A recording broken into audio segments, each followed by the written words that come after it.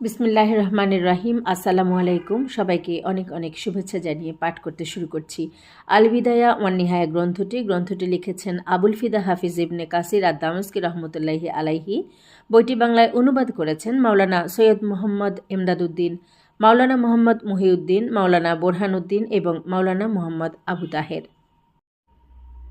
পাঠ করছিলাম জিন এবং শয়তানের বিভিন্ন ঘটনাবলী।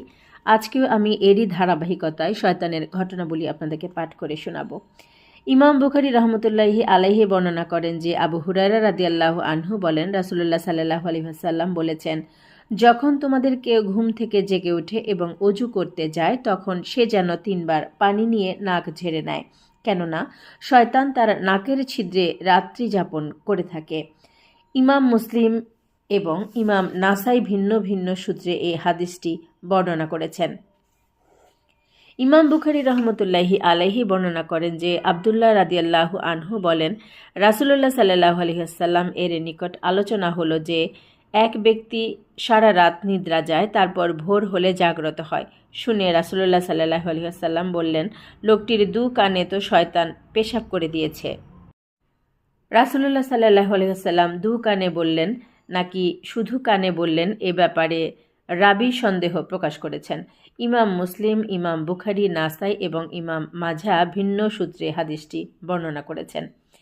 ইমাম বুখারী রহমতুল্লাহি আলাইহি বর্ণনা করেন যে আবু হুরায়রা রাদিয়াল্লাহু আনহু বলেন, রাসূলুল্লাহ সাল্লাল্লাহু আলাইহি ওয়াসাল্লাম বলেছেন, যখন নামাজের আজান দেওয়া হয় তখন শয়তান বায়ু নিঃসরণ করতে করতে পিছু হটে যায়।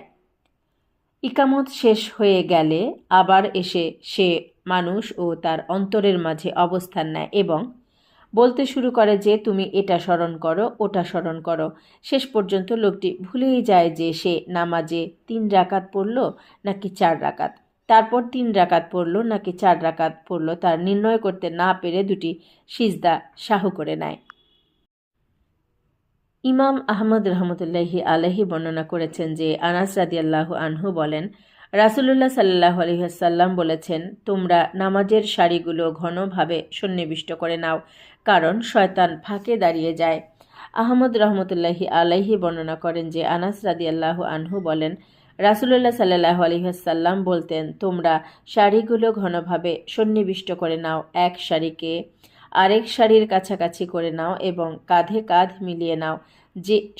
যে সত্তার হাতে মুহাম্মাদের প্রাণ, তার শপথ, নিঃসন্দেহে আমি দেখতে পাচ্ছি যে শয়তান সারির ফাঁকা জায়গায় ঢুকে পড়ে যেন সে একটি পাখি। ইমাম বুখারী রহমতুল্লাহি আলাইহি বর্ণনা করেন যে